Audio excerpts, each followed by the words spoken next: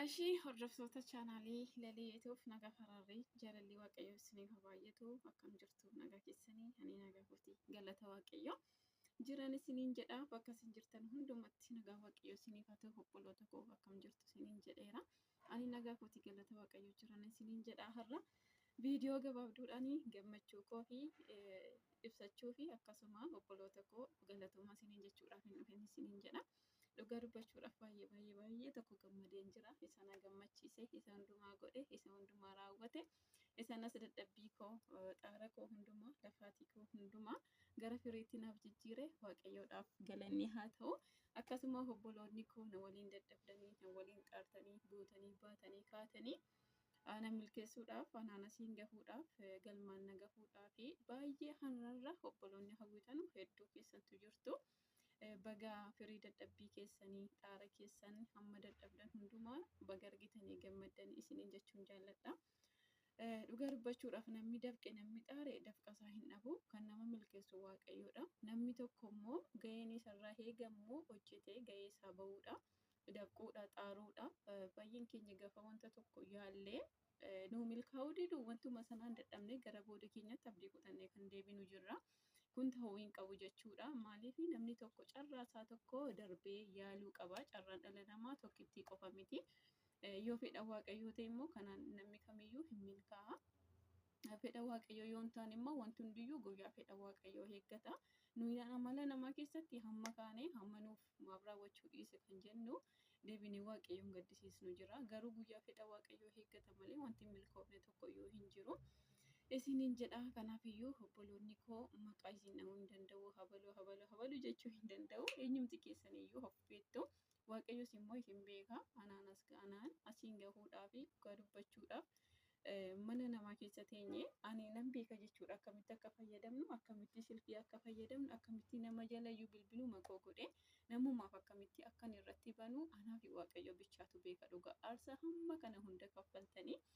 Mana hormaa keessatti sammuu keessan dhabdanii jireenya mana namaa keessatti rakkachaa dhiphachaa ana jijjiiruudhaa fi ana waliin taatanii dafqitanii asiin nageessan obboloonni koo guddaa galatooma waaqayyo isin haa eebbisu.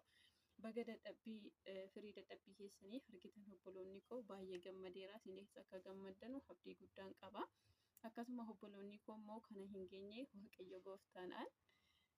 Dadhabbii keessan hundumaan isin agafuu firii dadhabbii keessanii isin agarsiisu yeroo muraasa keessatti hundumti keessan firii dadhabbii keessanii akka argitan abdii guddaan qaba. Kanaafiyyuu abdiin kutinaa jabaadhaa hojjedha. Namni hojjete keessaa hin gaa namni hojjete keessaa hin qaqqaba wanti hin qaqqabne tokko hin jiru. Wanta gaarii yaada wanta gaarii hojjedha wanta qajeelaa raawwadhaa malee waaqayyo nama wanta qajeelaa raawwatu yoomiyyuu milkeessa. Yoomiyyuu galmaan gahaa inni cubbamaa jibbaa osoo hin taane inni cubbuu jibba malee cubbamaa hin jibbu. Cubbamoota wajjin ta'ee nu waliin ta'e nu gargaaree asiin nu ga'e hamma ta'e immoo nu ga'ee namaa tokko keessatti anarraa maal ta'e gama maal gochuun qaba yoo maal godhe milkaa'uu danda'a ga'ee dhumti koo maali ani maali jennee of ilaaluun nama barbaachisaadha. Namni immoo yoom akkam ta'eyyuu ofii isaa irratti xiyyeeffannoo gochuun barbaachisaadha isiniin jedha. Adeemsa keessanidha kan si milkeessu hojii keessanidha kan si milkeessu namni waan facaase hammata hojiidhuma keenya nyaanna wanta ta'eedhaaf kanaafiyyuu jabaadhaa obboloonni booda keenya jirtanus abdii hin kutinaa hin milkooftu walumaan jirra wal jajjabeessinaa wal cimsaa wanta isinii danda'amu wal bukkee dhaabbadhaa isaati isinii danda'amutti wal bukkee dhaabbadhaa. Innaa dhugaa dubbachuudhaaf fedha waaqayyoo ta'eetu malee waaqayyo jedha taanaan wanta tokkoyyuu hin jiru. Nama chaanaalii sochoosu hin turre nama yuutuubii banee chaanaalii sochoosu osoo hin taane ani bilbiluma kootiin maatuma koo dubbisuudhaa fi bilbilli koo haalli itti fayyadamuu fi sa'aatiin fayyadamu baay'ee muraasadha. Baay'ee wanta na hayyamu miti jechuudha. Ani mataan koo jalqaba jechuudha sababii kanaatti booddeetti deebi'ee kanan ture. Booddeetti deebi'ee kanan ture yeroo yaadadhu maaliif haaluma sana hin yaalleen turre jedha jechuudha. Ittiin gadda osoo hin taane galanni waaqayyoof haa ta'u waan hundumayyuu immoo guyyaa ayyaama waaqayyooti itti kaatanii sochoosuu kan jalqabdanu jechuudha. Sababiin yeroo jalqabaatiif gara booda kootiitti hiixachaa ture. Sababiin akkaataan itti bilbila fayyadamu anumti mataan koo isinittiin himatuun jedhee wanta na dubbachiisu miti akkamii eessaa jalqabee mata duree kan godhadhe akkan dubbadhu hin beeku jechuudha dhugaa dubbachuudhaaf. እና galanni waaqayyoodhaaf haa ta'u. Ani garuu milkaa'ee waaqayyo na gargaaree guyyaa fedhasaa hundumaa na godhee iyyaaddina haalli naaf hin mijatu hin jedhina. Karaa kan isinii mijeessu waaqayyoodha.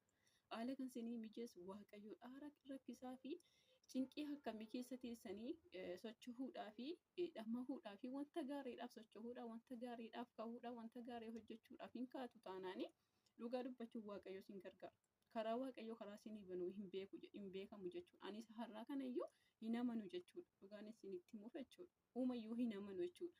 Anatuyyuu sadarkaa kana gahe gaafan isiniin jedhu akkaataan itti fayyadamu anatu beeka wanta ta'eedhaaf jechuudha. Anumti mataan koo kan namatti himu miti ofii kootiif iyyuu hanadhaa kun jedhee ammani shakkuudha jechuudha. Amman shakkuudha hin amanu jechuudha. Kan isinni bukeessa maaliif akkaataa fayyadama wanta kana hundayyuu waan hin beekuuf jechuudha. Garuu waaqayyoof galanna ta'u rakkoo fi gidiraa baay'ee keessa asiin yoo daanga'e karaa biraa karaa naa banee karaa biraa yoo daanga'e karaa tokko immoo karaa naa banee na gargaaree asiin na ga'e galanni waaqayyoodhaaf haa ta'u.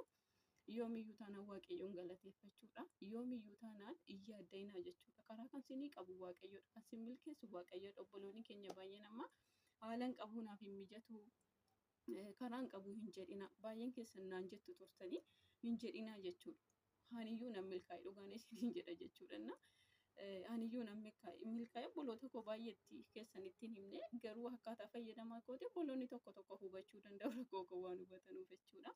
Kanaafiyyuu karaan qabu hin jedhinaati. Amma waaqayyo karaa isinii mijeessaa. Karaa waaqayyo karaa isinii mijeessu hin beektan waan ta'eedhaaf amma danda'ame socho'aa jabaadhaa. Caalatti immoo wal jajjabeessaa bakka namni waaqayyoon gaditti waliif furmaatadha jechuudha. Waaqayyoon gaditti isin obboloota kootiin hin milkaa'e obboloota jaallatamoo galanni waaqayyoof haa ta'u. Waaqayyo gaafa si jijjiiruu jedhu waaqayyo gaafa si jiraachisuu jedhu karaa baay'ee karaa namaa si gargaara. Karaa obboloota kee si gargaara. Waaqayyo immoo nama namaa ka'a yoomiyyuu taanaanii boodatti wal jalaan jedhina wal jajjabeessaa jechuudha. Xiqqoo ishee wal jajjabeessuu irratti booddee tafna. Innaan wal jajjabeessaa jirra osoo hin taane kan booddee jiru hedduutu jira jechuudha. Kanaafiyyuu wal jajjabeessaa milkeessinee waliin galma wal geessisnee boriitu namoota baay'eedhaaf. Namni tokko har'a yoo milkaa'e boriitu namoota tokkoon qabate nama shan yoo milkeesse namni sun immoo darbee nama shan milkeessa. Guddina jechuun kanumadha jechuudha.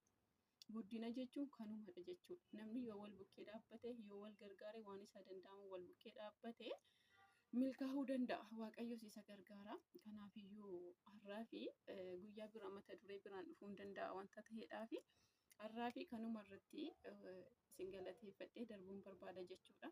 Guddaa tokko naa galatooma dhugaa jecha isinii hin qabu. Waaqayyos maqaansaa haa ulfaatu maqaansaa haa eebbifamu. Galanni waaqayyoodhaaf haa ta'u. Maal jedhee bakka waaqayyoon akkan galateeffadhu maal jedhee waaqayyoof galata akkan dhiyeessu maal jedhee bakka akkan dubbadhu iyyuu hin beeku. Bicha waaqayyoodhaaf galanna ta'uun jedha. Kanaafiyyuu jabaadhaa obboloota koo eebbifamaa. Warri booddee jirtanus itti fufaa abdii hin kutinaa. Inna obboloonni koo keessaanis karaa baay'ee wanta baay'ee ifa naa gootanii wanta baay'ee natti himtanii wanta baay'ee waan gochuu qabu waan raawwachuu qabu waan hubattan irraa kan keessan irraa kaatanii obboloonni na jajjabeessitan hedduu keessattuu jirtu abalu jechuu hin danda'u. Guddaa eebbifamaa. Waaqayyo isin haa eebbisu. Waaqayyo isin gargaaru bakka isin jirtan hundumatti isinis nama irratti hojjete wanta gaarii wanta qajeelaa hojjete. Iddoo namaa tokko gahee namoota hedduudhaaf karaa ta'u waaqayyo isin haa taasisu. Akkasuma immoo anasillee waaqayyo nama kanarratti hojjete wanta qajeelaa hojjete wanta waaqayyoon gammachiisu hojjete iddoo guddaa akkan ga'u waaqayyo na gargaaru kadhannaa na godhaan isiniin jedha. Kaayyoon koo guddaadha garuu hundumaa keessatti fedhii waaqayyo nuuf raawwatu. Kanaafiyyuu obboloota koo guddaa galatoomaa ulfaadhaan isiniin jedha. Waaqayyo isin eebbisu waaqayyoon isin gargaaru. Kanaafiyyuu jabaadhaa wajjiniin jirra. Waaqayyo nu haa gargaaru. Nama wanta qajeelaa hojjetus waaqayyo nu haa taasisu. Inni barbaachisaan isa kanadha jechuudha. Mul'anni keessan sataanaaniyyuu hin xumura kanas ta'ee sanas hin yaaddeenaa gara booda keessaniitti hin deebi'ina. Hojii keessan akkasumaan itti fufaan isiniin jedha. Baay'ee namatti tola. Baay'ee nama gammachiisa. Waaqayyoof galanna ta'u baga gammaddan irra deebiidhaani. Ulfaadhaa galatoomaa. Viidiyoon koo har'a kana fakkaataa. Viidiyoo itti aanutti hanga walitti deebinutti turtii gaarii waaqayyo siif faana ta'u. Baay'ee.